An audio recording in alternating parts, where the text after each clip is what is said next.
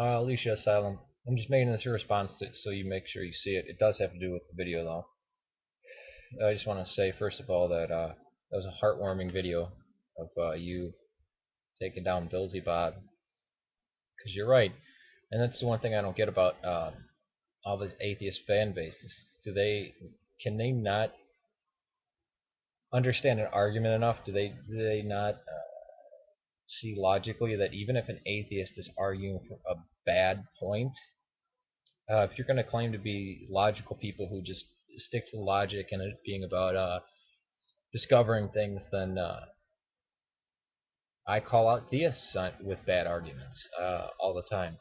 But it didn't seem like any of these atheist cronies were willing to do that. They just wanted to, let's go against the theist or whatever. And he clearly did. He never studied any religion. That's what I always bring up. Is that wait, you know nothing about this topic that you're going to engage in an argument against me.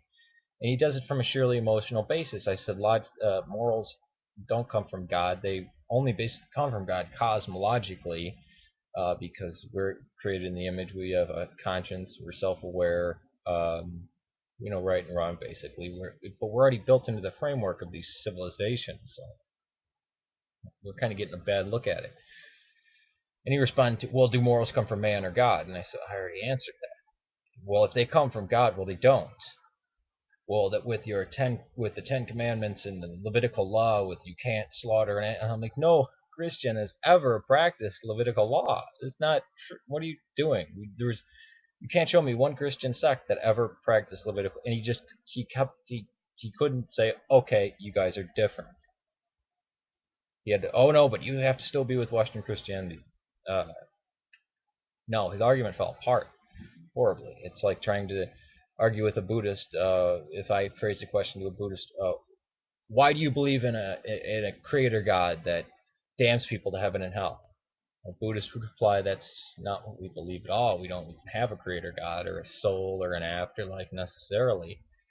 No, but wait, you're a religion, so you have to. You're just making this up. I mean, he doesn't. He's totally ignorant, which he's beyond ignorant now. He's just stupid for trying to do that, and so are his followers. But logic can be shown, morality can be shown to be logical. The same thing as the sex drive. But how we get that in the first place, if you're looking at for like basically David Hume empirical evidence, empiricist, atheist, hardcore, like turn of the last century, those people would argue against such things, which is kind of funny. I think when people try to say that morals aren't logical because it comes from an innate knowledge, something that's already built into us, which can be shown over evolution has been beneficial. Therefore, why wouldn't we keep it up? Just like a sex drive. Now, I can't explain to you why I have a sex drive that I do. I mean, there might be some sociological things in there, like me being attracted to Desi women, Arabs, and Latinas intensely to the point where it gets me in trouble. And not like molestation or anything. The fact that, wind up getting a girlfriend and then sleeping with them, which is missing the mark instead of just, I don't know, caring for somebody and marrying them or whatever. Regardless, not attracted to men in the slightest way. Wouldn't be able to get it up around them. Like even people say, "Oh, wouldn't you try it?" I'm like, I couldn't. I'm naturally not attracted to men. I'm naturally attracted to women. But there's forms of women that I'm not attracted to. Very African-looking women. I've dated black girls before, but they've always been from the United States. They haven't been, very short hair, tribal looking, pure descendants of Africans. It's always been black people in America are mixed with white and Latino and all these other different things. But Japanese women I don't find attractive at all.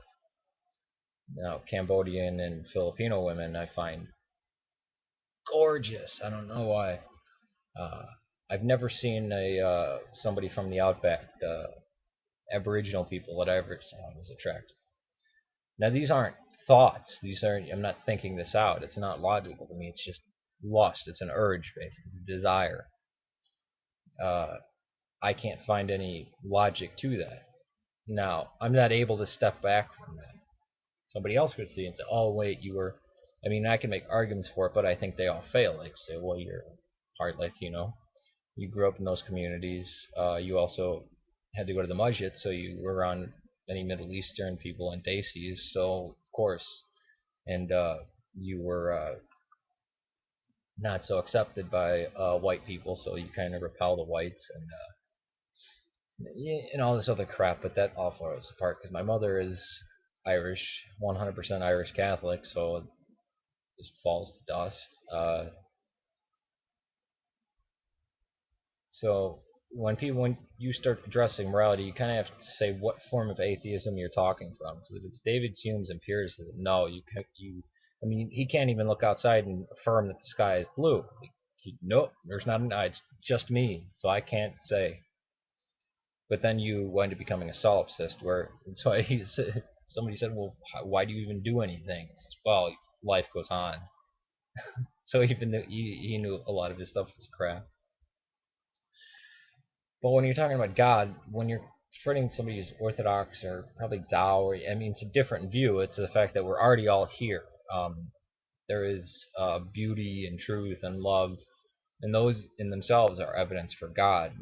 If you're taking a very sterile view of basically atheists from about 100 years ago, what they sounded like, where there is no truth, no beauty, love is a myth, beauty is a myth, they become very stringent and beyond. I mean, not even utilitarianist, but beyond that. I mean, you get almost the Soviet mindset of things. Oh, it's not necessary. You don't need it to live. Like all you need is food, water, and work, and that's what you need to live. And it's not what humans need everything to live. Sunshine and music and chocolate, this and I mean, that's what we've become.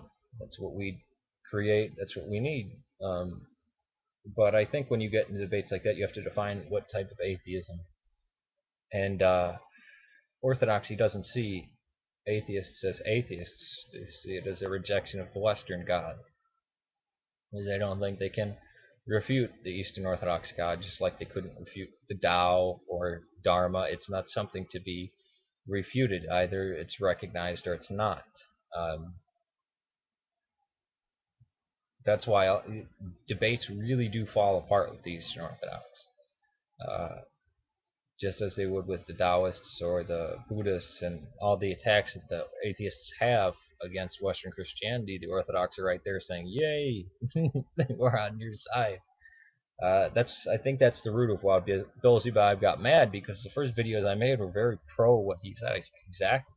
But you say Christians, but that entails us, the East, uh, a 500,000,000 of us.